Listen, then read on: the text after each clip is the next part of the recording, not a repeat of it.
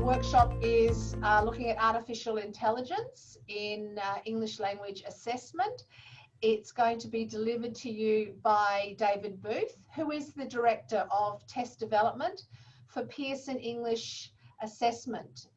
He's responsible for the development of specific Pearson tests, ensuring that all test development processes are executed to the highest standards, and that test material is of the highest quality and fit for purpose. David works closely with other staff at Pearson, so he doesn't do it all on his own. Gosh, he'd be so busy, to develop assessment and learning solutions to meet specific customer requirements. David's main expertise is in the development and revision of tests, and he's given presentations at major conferences on this theme. David has also contributed articles on specific test development projects in published research notes. David's other interests include corpus linguistics and assessment for specific purposes. Before joining Pearson, David worked for 10 years at Cambridge ESOL, a part of Cambridge Assessment. David also has extensive academic management, teaching and teacher training experience, working for the British Council in South Korea, Hong Kong and Malaysia. So he's a teacher just like us. It's my great pleasure to welcome David and hand over for today's exciting topic on AI. Over to you, David. Great, thank you very much. Thank you for that introduction. Yes, I mean, as was said there, I come from a teaching background, and certainly a lot of what I'm talking about today relates specifically to teaching and to the classroom. Of course, we're looking at technology, artificial intelligence, and how technology is used in education. But it's the relevance to the teacher, which is what I'm going to stress in the presentation today. I'm not covering a great deal, so these are the main areas that I want to talk about. Just a little bit of clarification around artificial intelligence and what I mean by artificial intelligence.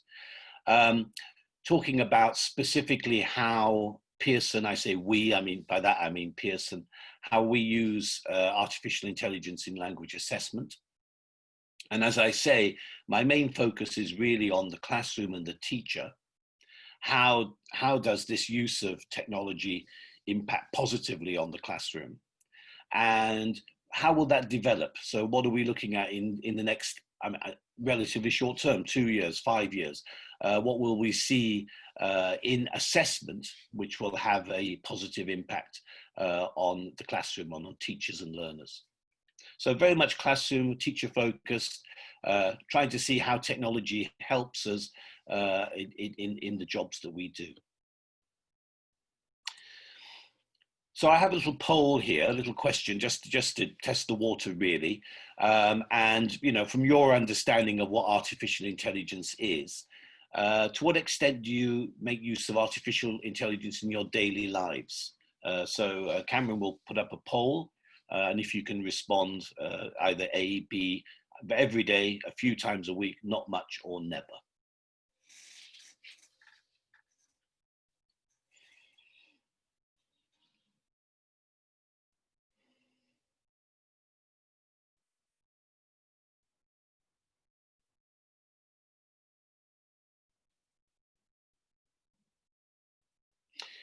Great. I think that's. I think we're getting to everybody's responses there, and I think, you know, if we did this 2 years ago, 3 years ago, I think we would find a very different spread of answers. But I think what people find is, and I think hopefully you can see that what people find is that a lot of daily tasks actually involve artificial intelligence, and certainly, you know, more than once or twice a week we are using resources which are based on artificial intelligence technology.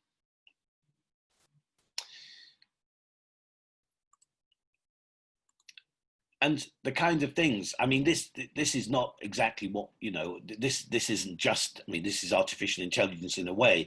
I mean, the first picture really is augmented reality. So it's where you get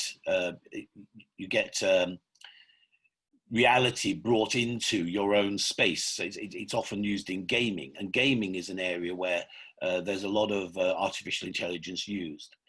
Similarly, we're not traveling around in flying cars at the moment, but in our everyday life, in terms of driving, in terms of the technology that cars and other transport users, then artificial intelligence is very much at the heart of many of those systems, and many of the systems that regulate and control transport are based on artificial intelligence.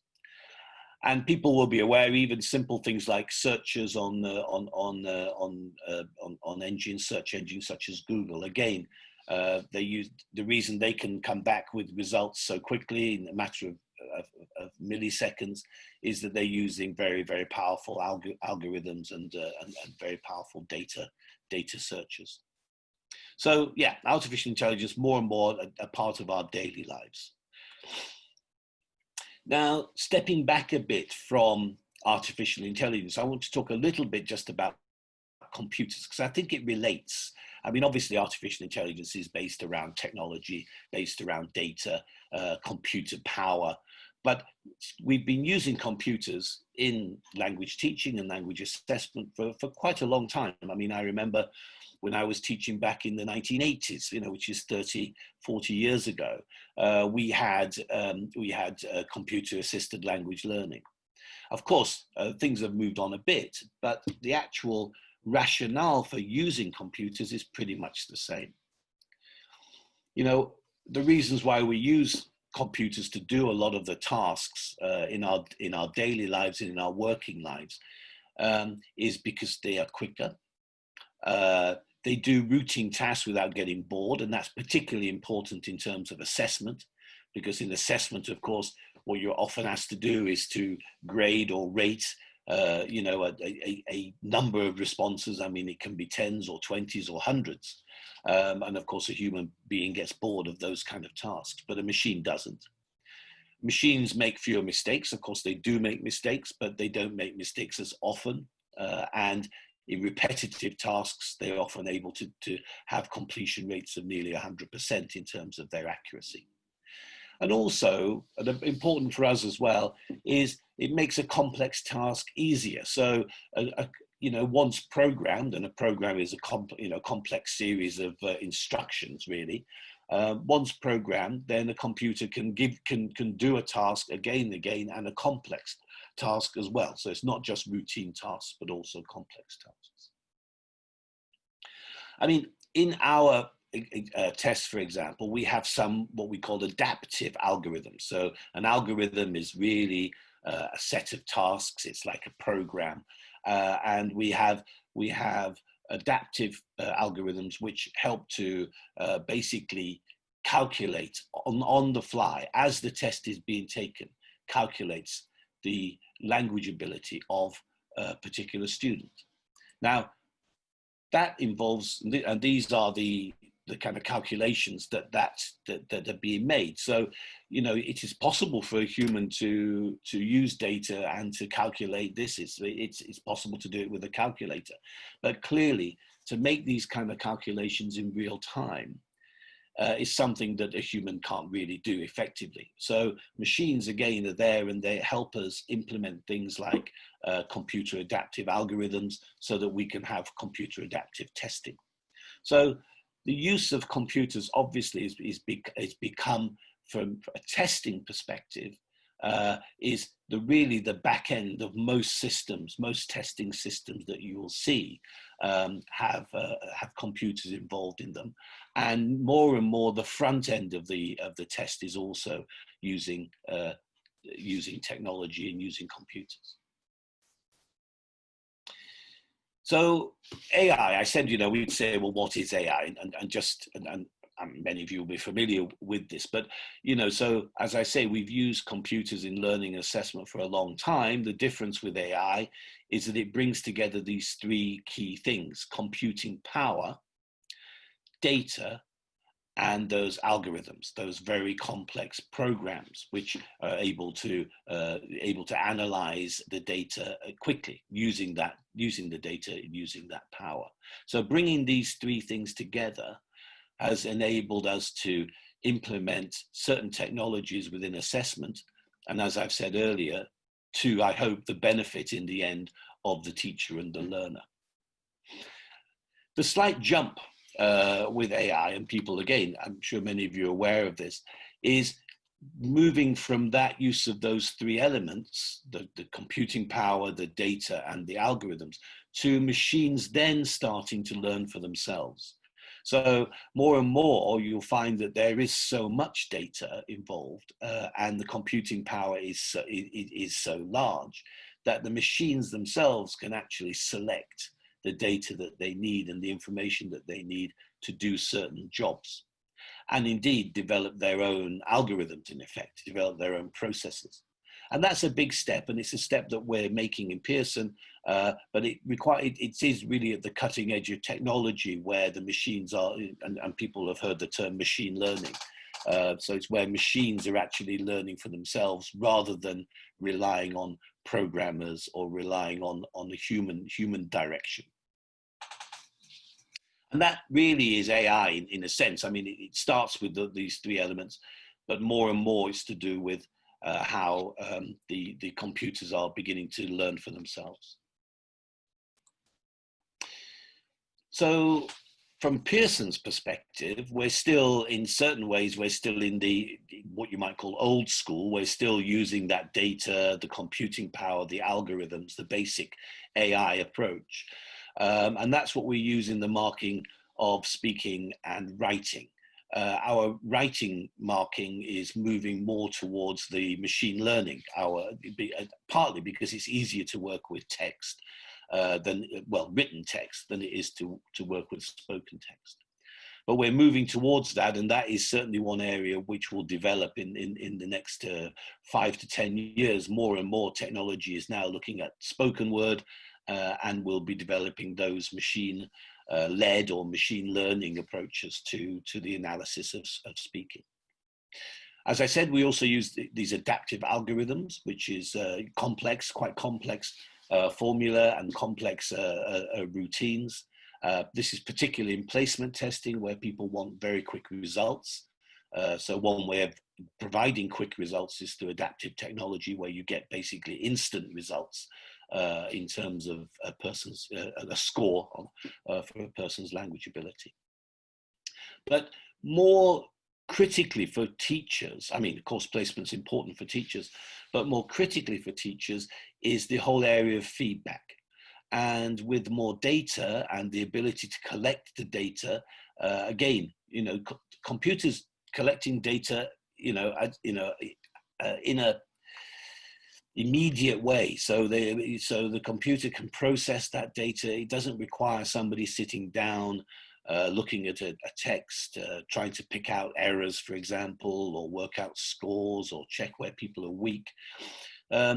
Using the AI approach and using the computer's ability to analyze that data quickly, then you can get a very, very relatively quick and accurate feedback loop. So the point is that you can get information from the assessments that you're giving to students, telling you about their strengths, their weaknesses, and the areas that they could work on to improve, the areas they could work on to progress. So technology is important, and AI is important in helping to give teachers more tools with which they can help make learning more efficient. So this is what we might call a virtuous circle of learning. So you get feedback, you can see the strengths and weaknesses of particular students or groups of students, and then you can remediate that, or you can stretch that. So you may have students who are performing very well, but what do they need to get to the next level? So it's not all about remediation. A lot of it is about pushing the student to the next level. What do they need to learn to get to that next milestone in their learning development? And AI is not about just putting paper and pencil onto a screen. You know, the whole point about using computers and using AI technology is that you're using the power, you're using the data. So it's important that you develop your assessments in order to utilize as fully as possible the technology that you have. And just taking a paper and pencil test and sticking it on the screen and saying, well, this is a computer test, that really isn't utilizing all the power that computers and technology are bringing to education and educational assessment.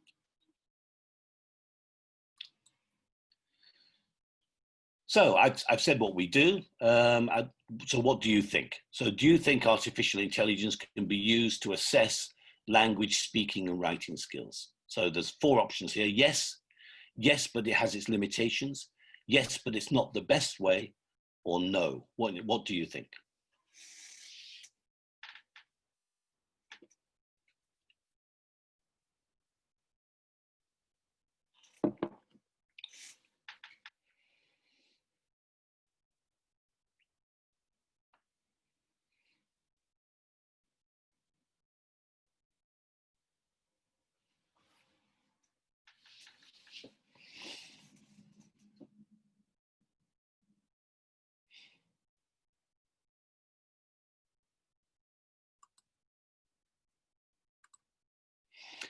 Okay.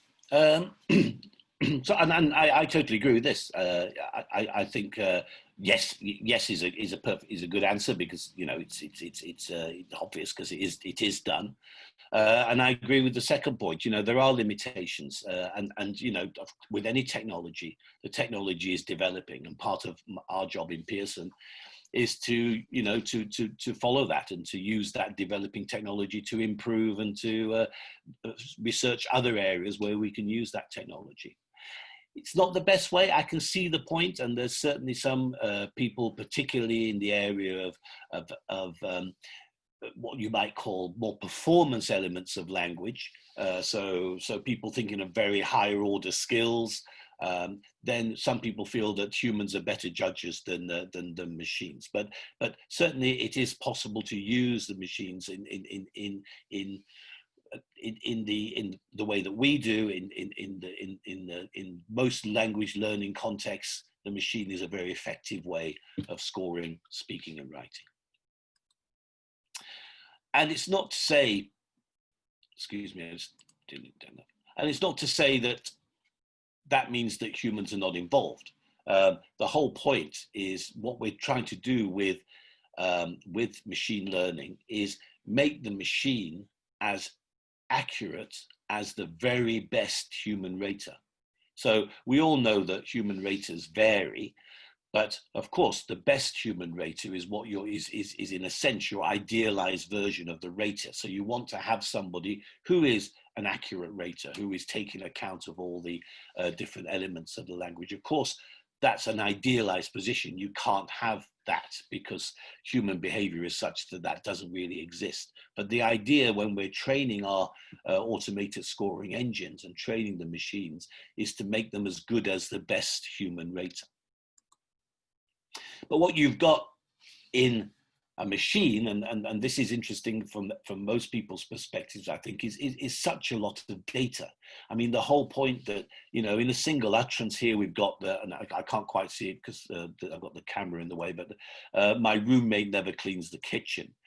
Even in that very, very short utterance, there's so much data and so much information. So from a human scorer's perspective, you look at that and say, oh, they did it well. I couldn't really understand the word kitchen. They mispronounced kitchen, or, you know, you'll have a perspective on how well they've performed that.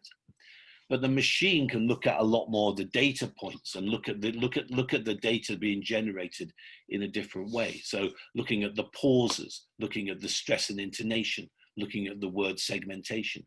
So all this data can be used in the automatic speech recognition, which is a fundamental part of the way that we score the speaking responses.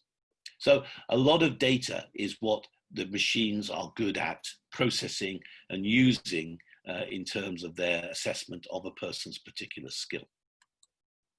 However, that's not all of it. And here you can see in very basic terms what happens when we develop our speaking scoring using machine scoring. So the development involves transcribing, so taking speech and writing it out so that the machines can recognize that particular those particular words in the prompt. Rating, so we have trained examiners, small groups of highly trained examiners who look at the responses that the test taker has made and scores those responses on different scales. Those scores are often done independently, so they're not. There's something called the halo effect, which people may be aware of. So if you've got 4 criteria to score on, say you're scoring on pronunciation, fluency, vocabulary, and grammar, and your first scoring is on pronunciation, so you give that person a score of 4 out of 5 on pronunciation. Then the likelihood is that you will give a similar score to the next criteria. So you move on to fluency and you will give a similar score. That's the way the human mind works. What we try to do is eliminate that halo effect. So often we have independent raters. So one rater is rating just pronunciation. One rater is rating just fluency. I mean, that's a very, very expensive way of doing it. But since we're using small groups of highly trained raters, we're not, this is not 10,000 people scattered around the globe. This is a small group of 30 or 40 raters, all highly trained, all monitored consistently. So we're able then to get much higher levels of accuracy in terms of the actual rating of those particular, what we call traits, which is an element of language, for example, pronunciation. And then we have independent validation. So we do the similar thing. We have other raters who are independently rating the same responses that the students have given, and then we check whether those independent ratings match the ratings coming out of the machine. So we have the expert humans and the machines, and then that's how check to see whether or not the machine is in fact has been trained effectively. And if those correlations are not high, then we will eliminate that particular task from the test items that we use. So we're looking at, as I say, these traits: pronunciation, fluency, the content, vocabulary, accuracy. These are the kind of underlying traits, and we're looking at those and seeing to what extent the machine scores correlate with the human scores. And writing is similar, although, as I said earlier, more and more the writing is moving towards machine learning. So it says their system is trained to predict human scores. Well, that more and more it's the actual system that is training itself to predict the human scores. But still, we need to have that validation. So part of the data that the assessment engine is fed is human scores. Based on candidate responses, and then based on scoring rubrics that we have. So the system is trained to predict those scores, and then we validate that again in the same way using the expert human ratings. And again, only where we have a high degree of agreement between the expert human ratings and the machines will we use those tasks in the live tests. And we do this for, as I say, for high stakes tests, but also for our formative tests, which with the feedback loop. And this is the important element that comes in, is how we can then link those ratings, and particularly these kind of trait level scores. So where we've got information about pronunciation and fluency, vocabulary, accuracy of grammar, when we can use those scores and information about the student's performance to actually impact on their learning. But I wanted to digress a little bit because I'm talking about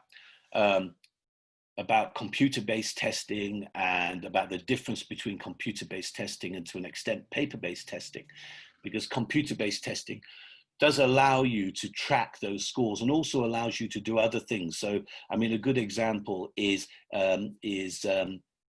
where you're using particular items to measure more than one skill. So we call this integrated skills testing. So where you're using items to test speaking and listening, for example, together. And this is an important element of computer-based testing that has an advantage over paper-based tests. And one thing that people do, I mean, this is common currency, and in Australia, much further afield, in Asia in particular, people want to know, well, what does my score mean? If I've got a Pearson score, what does that mean in terms of IELTS? So I've got 52. Well, what's that as an IELTS band? And of course, IELTS, because it's been around for a long time, a lot of people relate things back to IELTS. I mean, one of the mistakes I think that's made is that people therefore think that IELTS is the standard. You know, IELTS is the best test there is. In fact, IELTS has some limitations that many of you will be aware of. And for the first time in a long time, the IELTS partners put out a comparability study, a concordance study, looking at how PTE academic scores relate to IELTS scores. And it was interesting in that, you know, their conclusions were interesting in that I think it brought out some of the weaknesses really in terms of the IELTS test itself, and the fact that because it is on paper, you know, you're limited in terms of what you can do. I mean, one thing they found was a low correlation between the speaking scores of IELTS and PT academic. Now that, again, is not surprising, and something they said they didn't find so surprising, since of course they measured in very different ways. One's measured by an interview, a one-to-one interview. The other one's measured by AI, so computer technology. Now, I'm not here to say that one is better than the other, but I think anybody who knows both processes would understand that they're different, and therefore you wouldn't necessarily expect a high correlation between those scores. They also found a difference in terms of writing, in that they found that the writing scores on PT academics seem to be much higher than IELTS scores. Again, I'm not convinced about this, but that's the data that they had, and that's what they found. So I haven't seen it in any other data. It'd be good to see if it was replicated, but that's what they found. And also, interestingly, they found that very few test takers, and I think we all know this, I mean, I was an IELTS examiner for quite a few years, very few test takers get the high grades. Very few test takers get 8, 8.5, and 9 is practically impossible on IELTS. And there are reasons for that. And again, a paper-based test limits you in terms of the number of questions you can ask, for example. So, you know, you've only got a booklet, and in that booklet you've got 40 questions, and that's all the information you're going to get on that particular area of language proficiency. I mean, just going to the writing score, I mean, we track, obviously. I mean, part of my team's job is to track scoring on the test, and we track it in great detail. This is just looking at the overall score and the skill score. So we track these and see how they work, and we can do this by different country, by different population group. But what we find, generally speaking, if we look at the test population, is a very stable set of scores.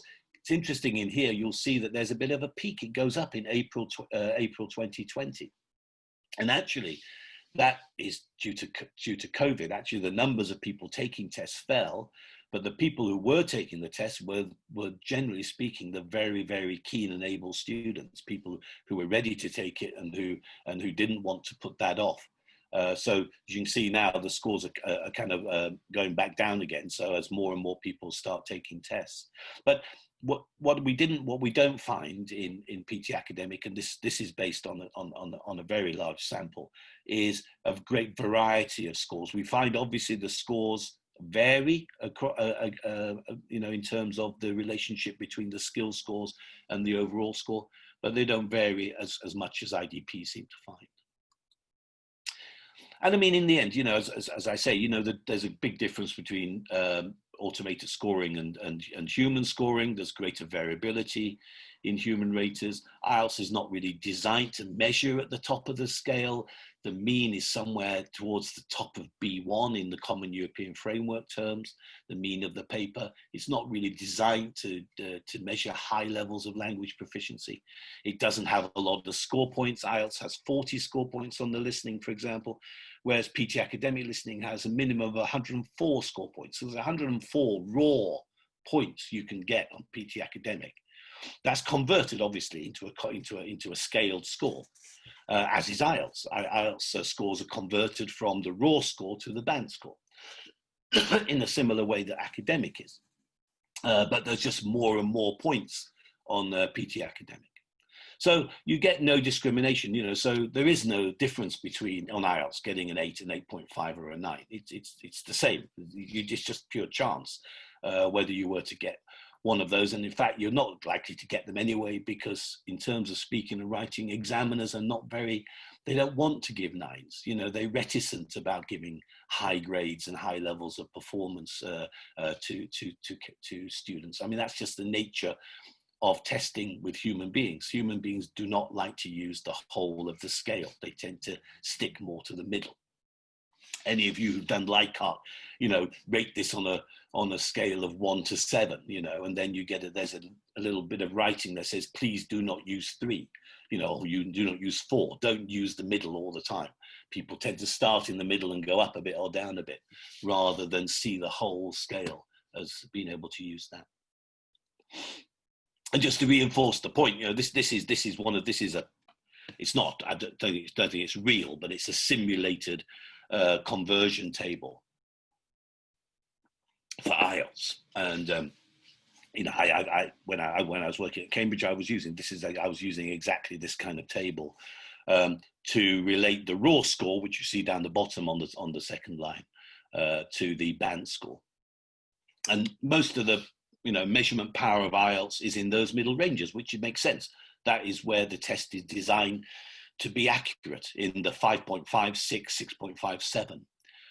And because of the nature of a paper-based test, you're limited in the number of questions you have. Computer-based testing, and particularly integrated skills testing, allows you to cover a much wider range of language ability. So, you know, and that's also important as we get onto it in a second in terms of feedback, because you have that richness in terms of the score, the meaningfulness of the score, then your feedback is much more meaningful. And I want to move on to that because I don't want to labor this point too much. I've got about 10 minutes left, or maybe I'll probably go on till 10 to the hour, but there'll be good time for questions. And please, if there are any questions, don't hesitate to ask me. I'll make sure there's 10 minutes at the end. We've got a couple of comments as well regarding the writing before you jump to a different subject from Rocco regarding writing is very high, considering it is normally people's weakest skill. And there's a few back and forths there. Yes, I mean, to be honest, that's not necessarily true. I mean, if you take a global population, writing, there isn't a skill particularly that comes out weaker across a global population. In certain subpopulations, absolutely. And when you look at, you know, if you take a particular demographic, you will find there are weaker writing skills for sure.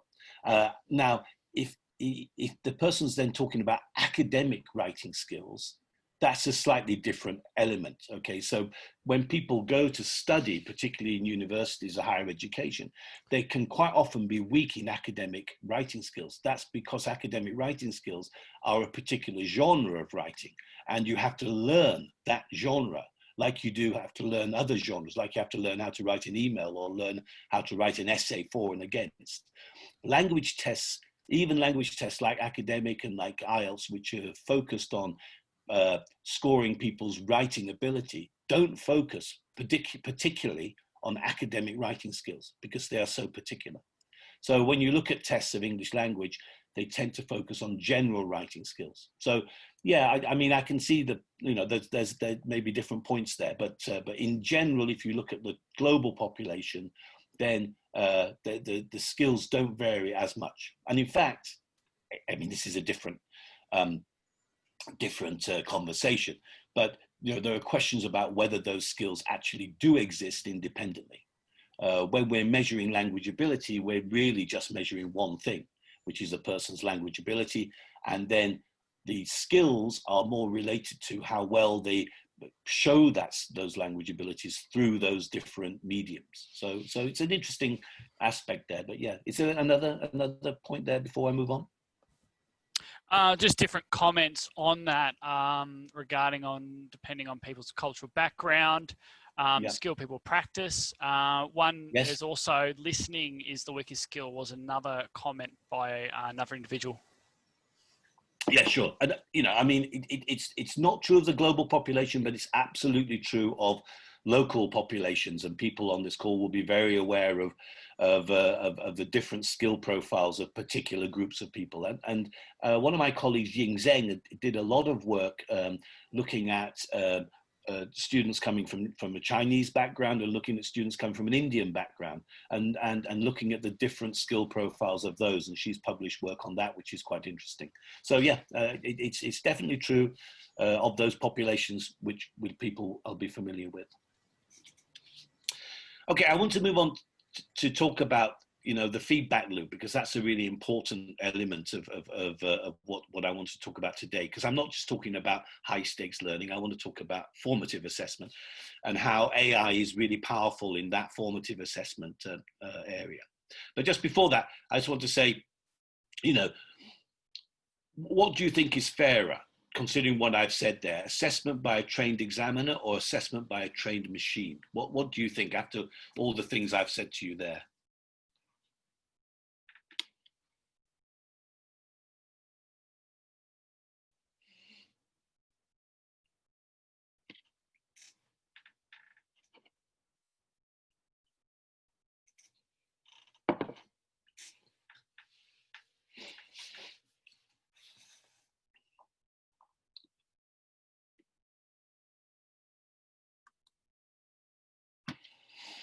Okay, so I don't know if everybody had a chance there to get in there, but you know what you're looking at here is there's still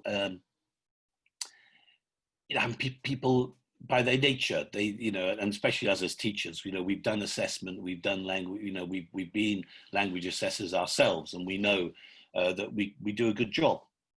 But some of the elements of machines and the way that machines work means that in a lot of cases, the machines can do a better job just because they don't get impacted by the nature of humans, or by the fact that, you know, we all suffer from things like tiredness and working at strange hours, which impacts on our performance.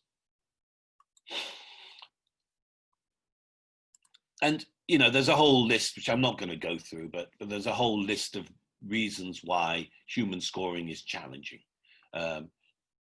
Whether it's having large groups of raters, whether it's making sure that you yourself as a rater are consistent in the way that you apply the rubrics, whether you're consistent on a particular day or whether you're consistent over a particular period of months or years. You know, whether you're better after you've done the training, but 6 months down the line, you've kind of forgotten what the exemplars were that, you know, that were guiding you to those particular scores. Whether you have this halo effect, you know, so what you scored somebody on one particular trait or one particular rubric is impacted by and impacts on the other scoring.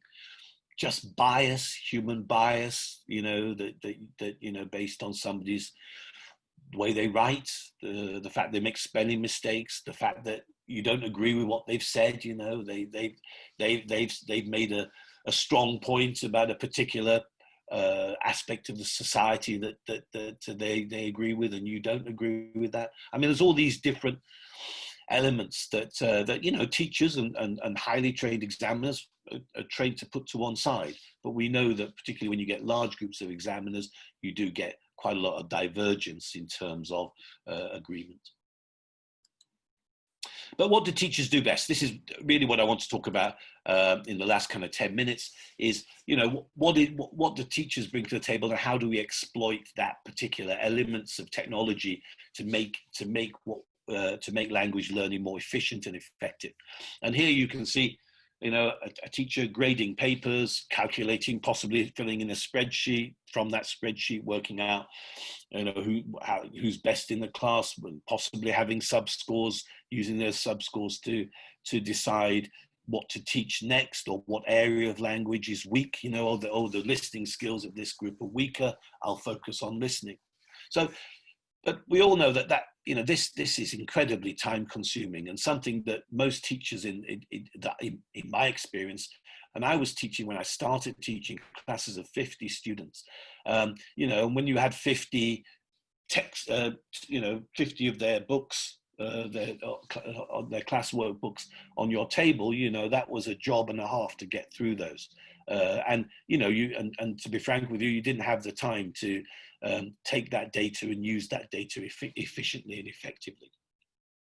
And that's where computers come in. So when you get when you've got the automated assessment, when you've got a back-end system where you're linking that automated assessment data and information into learning materials and into descriptions of people's ability, then this is when it becomes more powerful. So there's scores, of course there's scores, and here you can see a computer is good at, you know, giving you a score. This is the overall score, the average score. These are the different scores according to the skills. So again, as people were saying, you can see, oh, this particular group, or this particular person, actually in this case it's an individual, is better at writing and better at reading, but weaker in speaking and listening. And that's a common enough profile in certain countries. But what can we do about it? So in the other side of the slide, you can see where it says A and B. It's giving you an information about what this means in terms of their performance and recommended activities. What can they do? Now, this is not just a pro forma. This is built around the items within the test, and it's built around information about those particular items and pulling out the detail of the assessment and presenting that in terms of what can be learnt. So this is a powerful tool, really, and it's one of the Pearson tests called Benchmark, which is using this progress. It's for formative assessment. It's not to tell you your level. It's to give you an idea of where you are and what you need to do to move on further. And similarly, this is it's not just linked to performance indicators and also to advice about learning. It actually links into specific teaching points in a particular textbook. So it's linked into what we call courseware, excuse me, which is textbooks and other learning material that the teacher can use to focus on where students perhaps need to remediate, filling gaps in their learning and understanding of the language, or where they need to be stretched, i.e. what do they need to do in order to move forward. And a lot of this, and it says on this slide, are based on the learning objectives. So behind this engine is, so you've got the scores coming out of the test, and then behind the engine are these calibrated learning objectives. So these are learning objectives which have been calibrated in the same way as the actual test items. So they relate directly to what the student has done on the test and how well or badly they performed. And then they pick out for the student, right, this is something you should learn in order for you to remediate this particular area or to move your score on to a higher level. And you can see down the bottom of this slide, the suggested learning objectives again. So here, these are the things that you need to learn to be able to move on. And this is useful for students and very useful for teachers in giving information about a particular student's performance.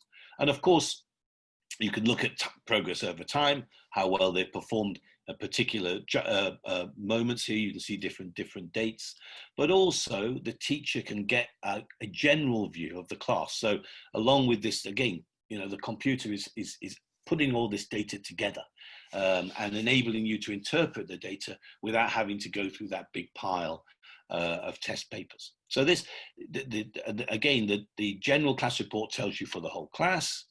And again, you can have a particular course that you're teaching, and it can tell you specifically for that course, you know, where are the strengths and the weaknesses, where are these particular students at, what do they need to learn in order to move on. So by combining the AI scoring with the global scale of English learning objectives, which are calibrated to the same scale, the global scale of English, you're enabled to get this very rich feedback in terms of what students should actually be able to do.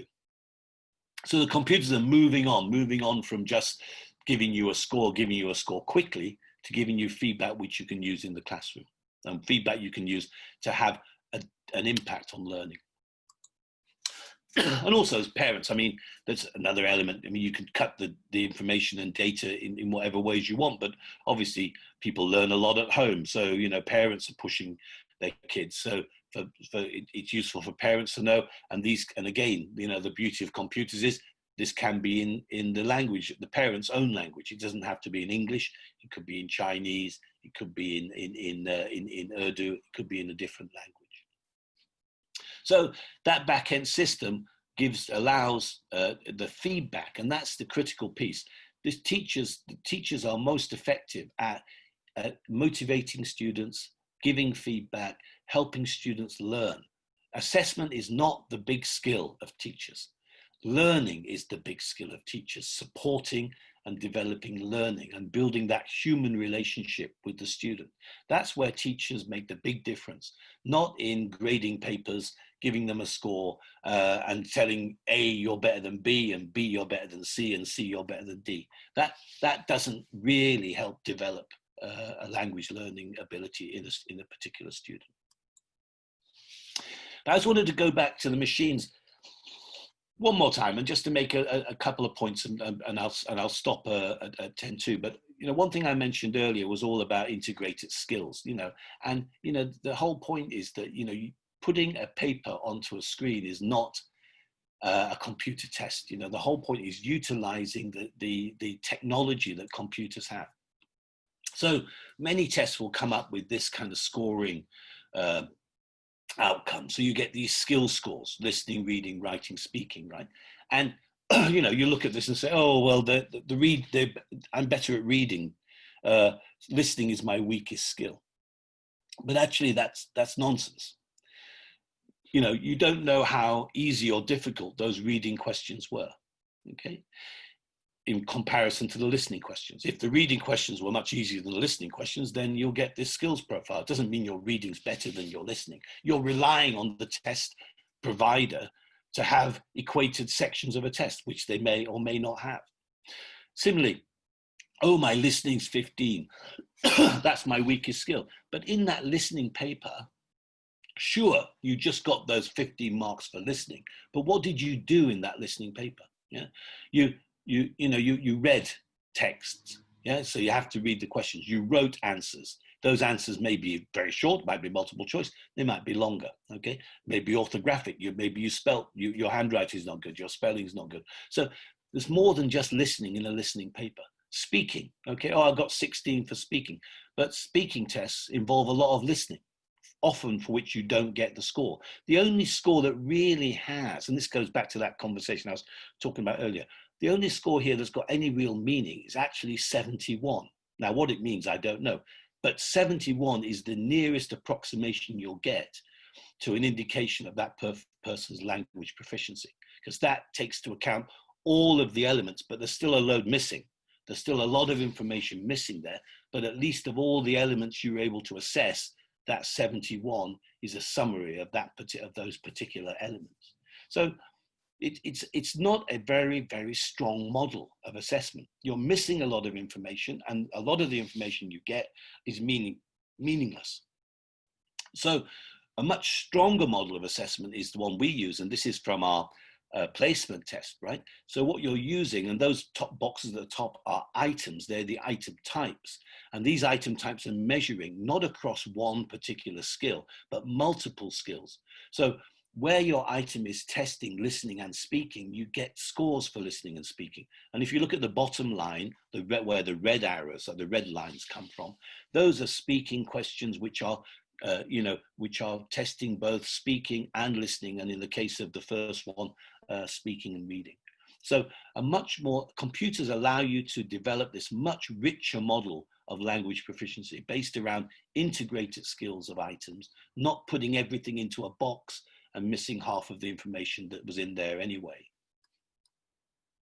and the future. So, you know, I think this is really important that we use tests and we use technology to address this, what I would call construct underrepresentation, where you've got people doing tasks like a listening task, or they're doing a speaking test, but they're not getting, they are not getting scored on key elements of language that they're using in that particular part of the test. Context-driven assessment is really important. So it's not about separating out language and context. We must move towards more context-driven assessment, and that's the challenge for computer-based testing, to bring more of that augmented reality into testing. So it's more like the real world, and that's still a challenge for computer-based testing. But that will enable testing to be more meaningful and accurate. So we've got accuracy. Accuracy is there. Meaningfulness is the important thing. Making sure that the testing, that the context in which you're being tested are relevant to how you're going to use the language. Bias, we need to eliminate bias, and automated scoring goes a long way to doing that. More detailed feedback, so building these systems where, and it must be based on calibration. It's got to be based on measurements. It's got to be based, it's not just somebody's view of the world. It should be a view of the world which is backed up by data. And the key thing, I think, is making sure the teacher is free to do what they can do best, which is helping learners learn, motivating learners, giving appropriate feedback, and making sure that, you know, that students can tackle some of their weaknesses, but also be pushed and to stretch to achieve what in the end are things that we've always had in our lives, the goals of their life, which are enabled by their language learning. So those, I think the future is a little bit of that, you know, a little bit of this context-driven augmented reality. And of course, one element is this, you know, everything gets smaller and smaller. You know, everything's going to be on mobile, they say. So, but definitely technology will change. How it will change the next 5 to 10 years, of course, I'm not to say, but definitely we know it will change. There are some other webinars, but I'll move on to questions. I think that's because if we got about 7 minutes, I promised 10. Apologies, I've gone over a little bit. All right. So David, yeah, we've had a few comments and questions that's popped through. I will start with, we had one that was earlier. It was regarding, you mentioned an article that analysed the difference between Chinese and Indian learners. Yes. Stacey worked with them both. You mentioned the author, but they missed it. Yes, I'll say it again. Shall I put it in chat? Dr. Ying Zheng. She's at Southampton University. So she's a lovely person as well, but that's a separate point, I think. Yes, right. Southampton University in the UK. She's I can't remember what level of professor, but she worked for Pearson. But that work was done as part of what she did at Pearson, but it's published for sure.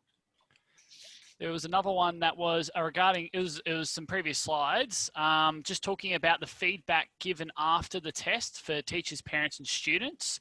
Yep. Is that sort of information found publicly? Is that on Pearson's website? Yes, I mean, or? Well, that is part of the system that goes along with that particular assessment.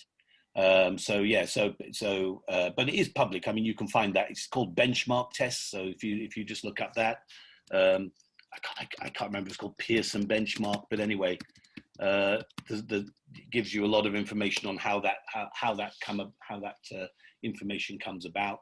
There's also something called the Global Scale of English, or the GSE, and that is a whole free resource of learning objectives.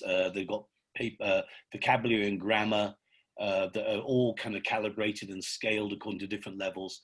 That's all free, and that is what underpins those assessments. Is that information? So yeah, so it's freely available to the public. You can look at that, and there's research papers on how those things were developed, and looking at the measurement models, because it's important.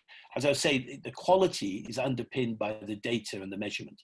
So it's, we've all been there in the classroom. We've all we can look at certain people's performance and we can make up generalized views, of, of where they are and what they need to do.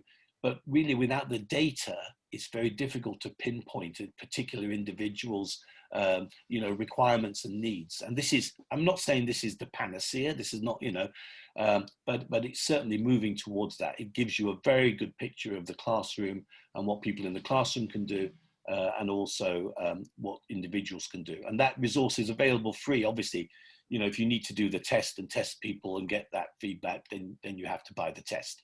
But all the information behind that is on that Global Scale of English website. All right, I think we've got time for perhaps one or two questions. And we've got one here from Stephen. When developing integrated skill assessments, such as those used in the PTEA, how, for example, is difficulty of the listening load involved in a speaking task ascertained and validated?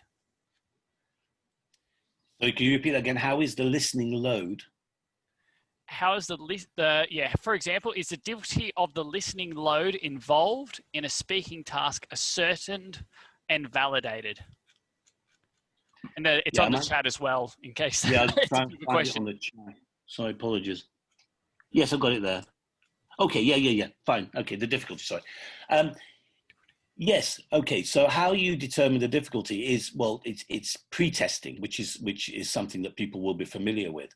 So, for example, what we do with our test items is we actually test them on students, on real-life students beforehand. So, for example, if for example, there was a repeat sentence which had, say, 15 or 16 words in it, and basically it was not accessible to the learner, so they couldn't actually remember and repeat that particular sentence, then we will eliminate that from the item bank. And we do that through pre-testing. So no item will go into the test itself unless it is shown to be accessible to the students.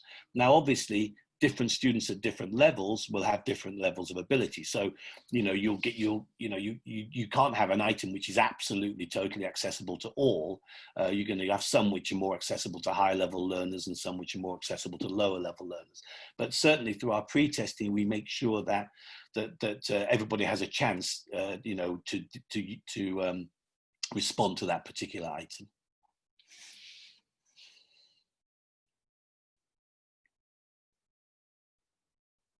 Any other final questions? Otherwise, we'll close it off for today.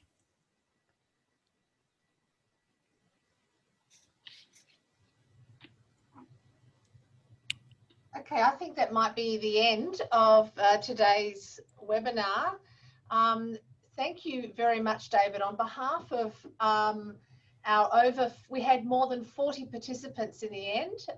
Great. There's a lot of interest in assessment and a lot of people that I recognise, a lot of names there, people I've worked with over the years who are especially interested. The assessment nerds have come out of the woodwork, which is great to see. Thank you so much, David. We very, very much appreciated your time, getting up early for us. And it's great to have seen people from all around the world. Hi to all of our friends, particularly from Malaysia. Lots of you here today. Hi, everyone. So we very, very much appreciate it. And it's great to see us coming together as a group and being able to share in your expertise, David. So thank you very much. And thanks. No problem. And I was intending to come out to Australia this year and also Singapore to do a conference in Singapore. So, hopefully we'll see how things, work out in the next year or so, but it'd be certainly great to talk to people on a one-to-one basis as well, because I know a lot of these talks, they throw up interesting elements that people want to follow up on, and, very happy to do that, either by email or in person. That's great. It's great that we can stay connected in the meantime. Yeah, it'd be great to see you face to face, David. We hope that we can welcome you down to our part of the world in one of our future conferences or workshops.